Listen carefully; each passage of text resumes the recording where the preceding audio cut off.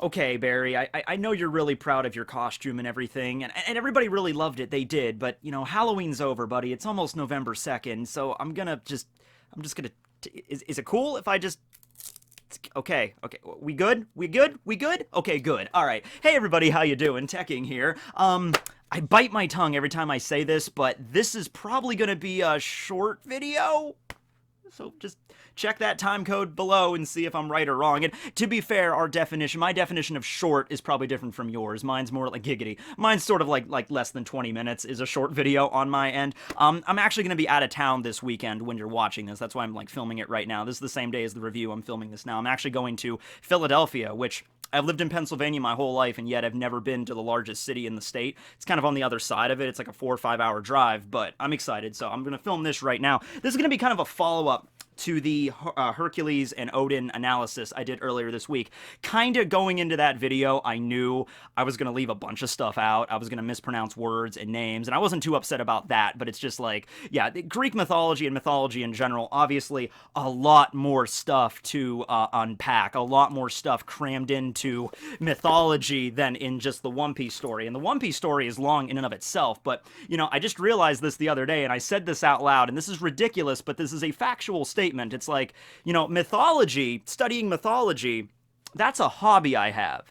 My job is to analyze One Piece.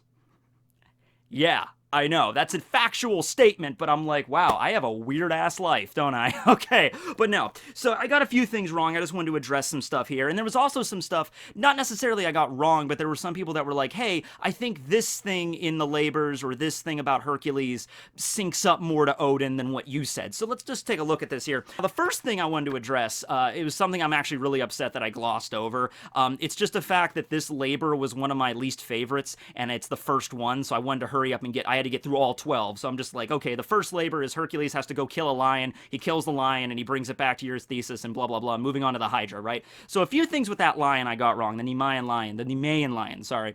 So then the Nemean Lion story, the whole idea of it is that its hide is impenetrable and very much indestructible. So Hercules, he shoots an arrow at it, it just bounces off this thing's hide, and keep in mind, this is Hercules here, firing arrows and taking his club and bashing this thing's skull in, and it's not even looking like it's hurting the damn thing, right? And so basically what this ends up happening is that Hercules and this lion end up getting into a wrestling match, like its claws are digging into Hercules and he's just trying to like wrestle this thing. He eventually gets it in basically a chokehold, and it's still an animal, even with an indestructible hide, still needs to breathe air, so he eventually ends up choking the thing, and it actually dies of asphyxiation. It chokes and it can't breathe and it dies. So, and then after that, what Hercules does is he takes the claws of the lion, because he figures that's like the only thing that'll be able to hurt it is itself, kind of like an ultimate shield, ultimate sword kind of deal. And then he takes the lion's hide and then makes the mantle out of it, okay, which he wears throughout the other stories. And actually, in some cases, the Nemean Lion, because Hercules is usually depicted with that lion mantle, there's actually been some debate whether or not that lion mantle is in fact the Nemean Lion, or if it's another lion that he defeats along the way in some instances, but I always thought it was. So yeah, that first Labor, even back when I first learned about it, like when we were first going Greek mythology and like I got really interested in it, I felt like that was one of the weaker ones, because it's the first one, and it's just like, go kill a lion, and it's like, okay, he goes kills a lion, and next up is the Hydra, okay, and then it's like he's fighting against this crazy strong boar, and then like the rivers and the stables, like I found those more interesting than just the lion. But yeah, I feel like I shouldn't have glossed over it the way I did. So yeah, I was making it out that Hercules just bashed it over the head with the club and killed it in one hit, but no, that was the point. It was indestructible, so he had to, basically choke it out in order to kill it. He had to think of another way to do it. I still think the lion is analogous with the bear that Oden killed. I know they're different animals, but I think, it's different methods that they killed them. Odin used a large boulder to kill the bear. Hercules used, he had to grapple with it and choke it in order to kill the lion. But, Odin killed a very large, animal that would usually not be able to be defeated by just a human with bare hands, or with just, go out into the woods and pick up a giant rock and try to kill a grizzly bear. It's probably going to be a lot harder than I'm making it out to be. But the fact that they did it, I think that was the same thing there.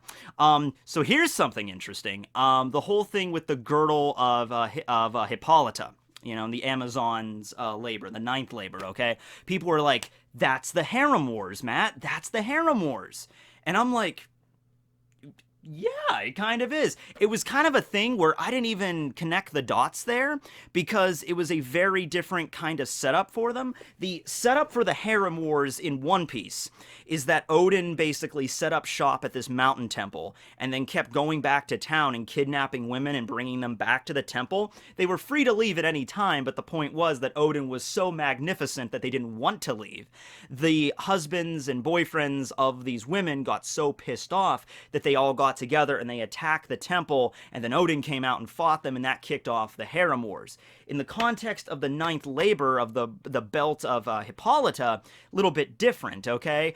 It was Hera mixing in with the Amazons saying that, oh, he's going to kidnap the queen, Hercules is going to kidnap the queen, we got to stop him, and then the battle started, but under different circumstances, right? It wasn't like the men were fighting against the men of the Amazons. That's the whole point of the Amazons. They're a tribe of warrior women, right? There's no men, that's the point. So it didn't connect, but if you actually think about it, it's like, yeah, I mean, it is maybe analogous to it a little bit, the sense of it's just like, okay, it's a battle involving a bunch of women. In the context of One Piece, the women are the impetus for the battle. They're not actually doing the fighting. In the context with the myth of Hercules, it was in fact the women doing the fighting. But I could see where, yeah, I should have at least mentioned that. And also, it makes a lot more sense anyway than the connection I did make, because I was trying to make a connection with the thing that Oden did when he was like a baby, how he like threw his wet nurse across the room. Okay, so actually that lines up a lot more with another story about Hercules that I actually didn't even know about. I didn't read about this until just now, so thanks to the many people that mentioned this. But there's a story about Hercules when he was a little baby. This doesn't involve the snakes. The snakes are actually, I'm going to mention that later, but there's another thing that happened with him, okay? So Hera, even before Hercules was born, was trying to screw with Hercules, okay, his birth. And by the way, that's a minor tangent I'm just going to address really quick, the whole Hercules thing. So it is Heracles in Greek because it's Hera. They actually named him, his original name was actually Alcides. Yeah, his original name was Alcides, and then in order to placate Hera, in order to maybe make Hera a little happier about the whole situation, because she was pissed off from day one, because Zeus basically, this is how Hercules was conceived, all right? Just, I know this is a tangent in a tangent in a tangent, but that's what this is. That's all mythology is tangents and tangents and tangents. Okay, quick story, and then we'll get back to the tangent, then the main story. Okay, he sees Alcmene. Okay, Alcmene is this mortal woman, and Zeus is like, yeah, okay, we're gonna get it on tonight. So what he does is, Zeus disguises himself as the husband of Alcmene that went off to war, and so he basically walks into their house and is like, hey honey, I'm home from war, oh, I've missed you so much. So then they get it on, and then that's how Hercules is conceived. Later that night, Alcmene's real husband does actually come home from war, and then they get it on again, and Hercules actually, for that reason, has a twin brother born at the same time named Iphiclus, not Iphicles. I guess it would be Iphicles. Yeah, so Iphicles and Hercules. Okay, but that's the story of just his birth. Okay, that's just more of a story of how messed up Zeus is or how he was conceived. Okay, so going back above that to the tangent, his original name was Alcides, but they decided, hey, Hera's not happy about this because Zeus got it on with a mortal woman. So how about we name him Heracles instead? All right, so that's where Heracles came from, and Heracles is the proper name in Greek. Hercules is the Roman variant. However, I don't know how this happened. It probably was because of the Disney movie, because the Disney movie is Hercules, yet, there's Hades and characters in there, so I'm assuming they're basing it more off Greek, but they're using Hercules, so I think they messed that up. Once again, I didn't actually see the movie. But it's not even just the Disney movie. Most cartoons and movies and things that depicted Hercules when I was growing up always used Hercules. They never said Heracles. They always said Hercules, and it just got in my head whenever my friends would bring him up, or it would come up in conversation, or it was being taught in school, always Hercules. Always. Even, like, the whole reason I got interested in Greek myth was in 8th grade, because that was our English teacher actually decided to take, like, 2 or 3 months out of the year and teach us all about Greek myth. Even he used Hercules when talking about the Greek, when it should have been Heracles. So that's the reason I say Hercules. It's not really that big of a difference anyway. Heracles, Hercules, you know who I'm talking about. But in case you were curious about, like which is which, that's the name. The only other one in Greek mythology that always throws me for a loop, and I screw it up up every single time, and not now because I wrote it down, but the expressed intent of not messing it up. So when you're talking about the Greek gods of Olympus, right, and the Roman gods, the Roman gods are named after the actual planets. So, you have, like, in Greeks, you have Zeus as, Jupiter. You have Ares, who's Mars. So you'd figure in Rome, it's, Mars, Jupiter, Neptune. What about Uranus or Uranos, right? That's Roman as well. No, Uranos is Greek, the Greek god of the sky. In Roman, it's Caelus, I think. So yeah, that's another thing that always throws me for a loop, because it goes like Jupiter, Roman, Neptune, Roman, Uranus, no, Greek. I'm like, damn it. Okay, fine, whatever. And Pluto, Roman, but whatever. Okay, fine. So anyway, that's the tangent inside of a tangent inside of a tangent inside of a tangent.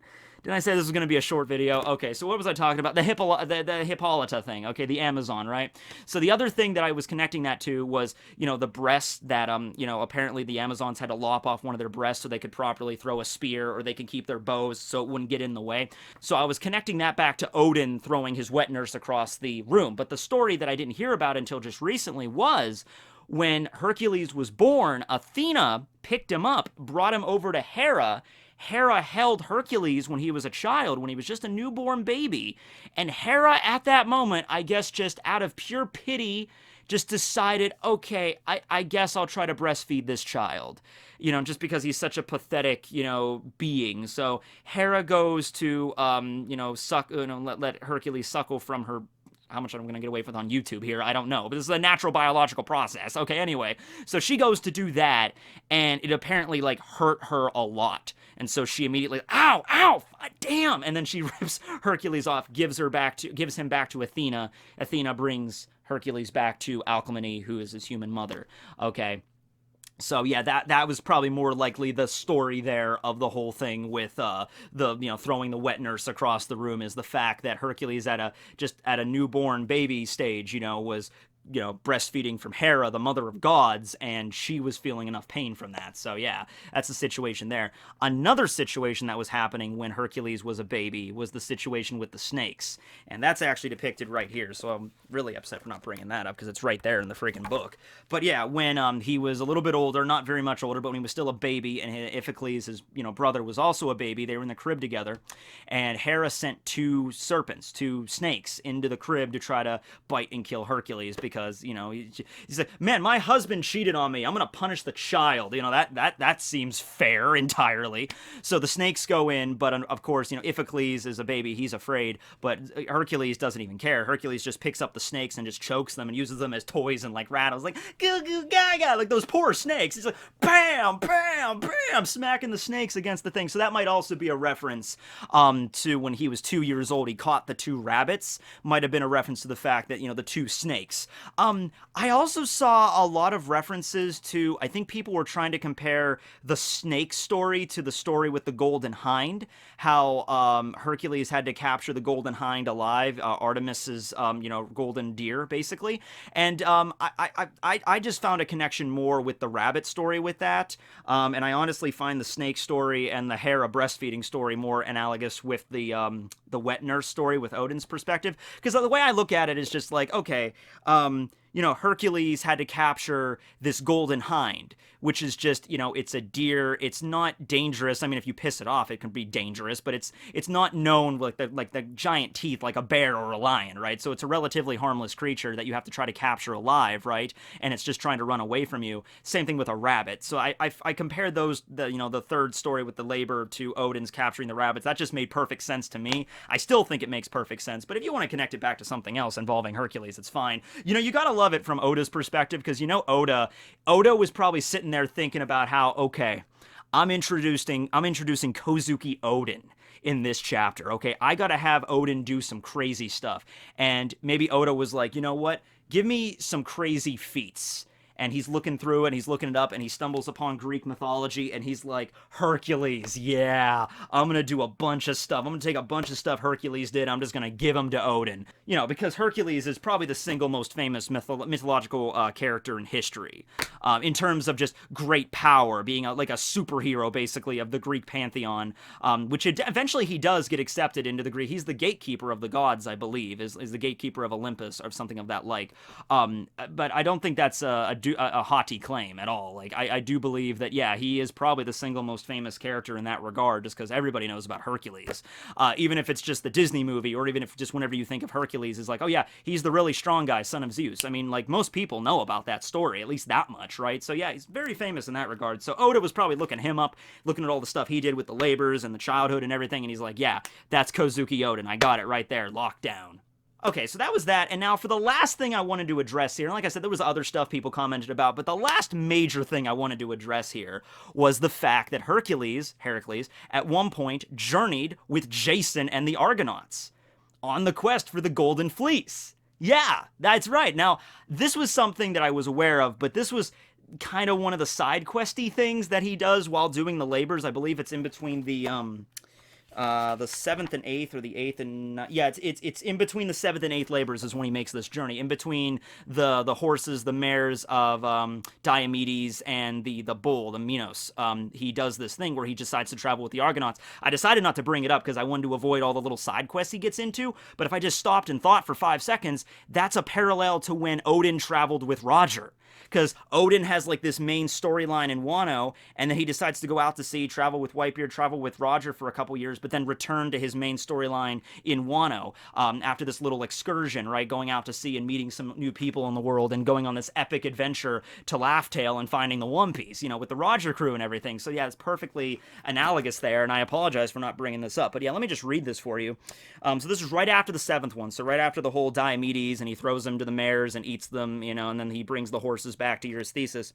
It was at this time that Jason and the Argonauts set off in the quest of the Golden Fleece, and since the Eurystheus could not instantly think up another labor, Hercules joined the Argonauts for a short time. I love that. So he brings the horses back, these bloodthirsty vampire horses. He rides up to the freaking throne room. He's like, Eurystheus, check it out. I got the horses. Careful, they bite. And Eurystheus is like, God dang, okay.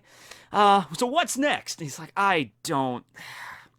Dude, go out for a picnic or something. I have to go away for a while and think of something new to come up that you can do that's more dangerous. He eventually comes up with the whole bull thing at Crete, which, you know, which, by the way, the relationship between Eurystheus and Hercules, that's kind of upsetting in itself, because that also involves Hera screwing over. To give you that story, that tangent really quickly, basically what happened there was that Eurystheus is his cousin, Hercules' cousin, right? And they're both descendants of Perseus, okay? So Zeus was like, a descendant of Perseus will be born. And they'll be someone that'll, like, have all these great accomplishments and everything, and they'll rule over all of the gods of Olympus at one point, all that, those crazy stuff. Hera's like, oh, well, hell no, it's going to be Hercules. So Hera uses her power to basically get Eurystheus born prematurely while holding back the pregnancy for Alcmene. So she basically actually, that's a story that's actually similar to Ace, with Rouge holding Ace in her womb. Hera forced Alcmene to hold the baby, and then eventually got distracted by something, and then was like, oh, I'm looking over there, and then, you know, Alcmene could finally give birth to Hercules, but Eurystheus was born first prematurely. But it doesn't matter anyway, because he is still, you know, Hercules is now famous for all those reasons we mentioned, you know, previously. So yeah, Eurystheus couldn't come up with another labor right away, so then he returned after the whole thing with the Argonauts, and then, you know, until the death of Hylas, and then he returned to Thebes, and then after that, yeah, that's the next thing with the Minos Bowl. So yeah, that was just something I felt like I should bring up, the whole Argonaut little side quest that he did, which is analogous of Roger. So yeah, that's pretty much all the major stuff I wanted to bring up there, like the names, the lion, Hippolyta, the snake thing, and the you know, Hera's boob. Hera's boob. Hera had it, you know, not as much as Aphrodite, but she had it going on. That's the reason I can't show most of the statues on YouTube, because most of them have the god's junk hanging out. Alright, so anyway, this was the video. Thanks for watching, everybody. I just wanted to address some extra stuff here, and yeah, that was 22 minutes. I gotta cut some stuff out of that, but, you know, it was around 20 minutes, so I don't know if you consider this short, but yeah. But thanks for watching, everybody, and yes, hopefully we'll get some more stuff relating to mythology in the future, and we can talk talk about this later because I do really enjoy studying this kind of stuff. So, yeah, thanks for watching. You're mad about the smile, aren't you, Barry? It'll be okay, buddy. It'll be okay.